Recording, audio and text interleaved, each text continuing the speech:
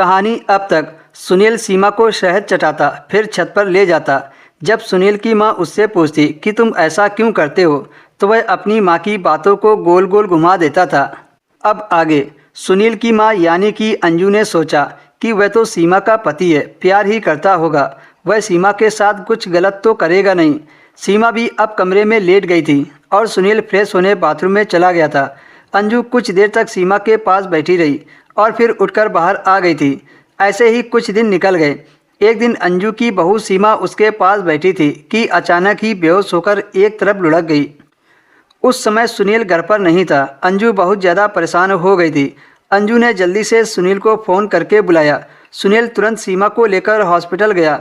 Doctor ने checkup किया और कहा कि दिमागी दबाव की वजह से बेहोश हो गई है। लगता है आपकी पत्नी दिमाग पर कुछ ज़्यादा ही प्रेशर लेती है, शायद इसीलिए बेहोश हो गई है। थोड़ी देर बाद सीमा को होश आ गया। सुनील सीमा को घर ले आया। अंजू ने सीमा के लिए जूस बनाया और कमरे में लेकर चली गई।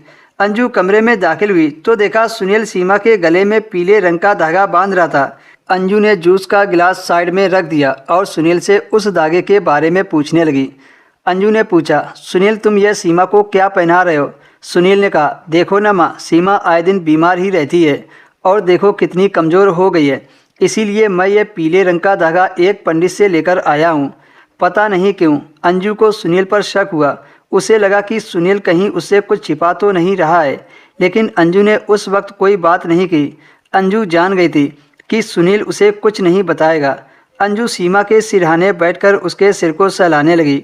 अंजू ने तमाम बुरे ख्यालों को अपने दिल से निकाल दिया और सीमा की अच्छी सेहत के लिए भगवान से प्रार्थना करने लगी। अगले दिन सीमा की सेहत में सुधार हो गया था। अंजू दोपहर के वक्त बाहर आ गई तो देखा सुनील दाल वाला पॉलीथीन लेकर बाहर आ रहा था। सुनील हर मंगलवार को दाल वाला पॉलीथीन लेकर कहीं जाता था। अंजू ने कई बार सुनील से इस बारे में बात की तो वह कहता कि ज़रूरतमंद की मदद करता हूँ। सुनील की ऐसी हरकत अंजू को सोचने पर मजबूर कर रही थी कि कहीं वह कुछ गलत तो नहीं कर रहा है। एक दिन अंजू रात के समय किचन से निकल रही थी कि तभी अंजू ने देखा कि सुनील सीमा को छत पर ले जा रहा था। अंजू को शक हुआ कि सुनील कुछ गलत तो जरूर कर रहा है। अंजू फौरन उसके पीछे सीढ़ियाँ चढ़ने लगी।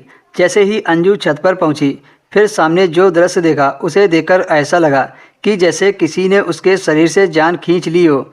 सुनील ने सीमा को एक गोल घेरे के अंदर लिटा दिया था।